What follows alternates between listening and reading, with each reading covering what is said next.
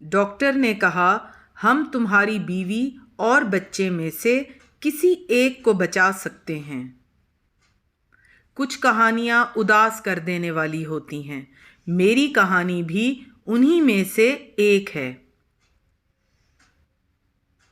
مجھے لگا تھا وہ مختلف ہوگا۔ میں خوشیوں کی خواہش میں تم سے ملی تھی، مجھے کیا پتا تھا کہ تم تو میری وہ خوشیاں بھی کھا جاؤ گے جو میں نے بڑی مشکل سے تمہارے ملنے سے پہلے اکٹھی کی تھیں۔ میری زندگی تھوڑی سخت ہے، سسرال میں بہت سی باتیں ہو جاتی ہیں جن کا غصہ میں اپنے بچوں پر نکالتی ہوں۔ مجھے پتا ہے کہ میں غلط ہوں۔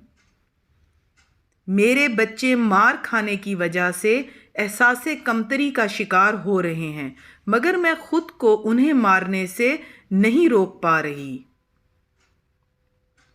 ڈاکٹر نے کہا ہم تمہاری بیوی اور بچے میں سے کسی ایک کو بچا سکتے ہیں۔ میں نے بیوی کو چن لیا۔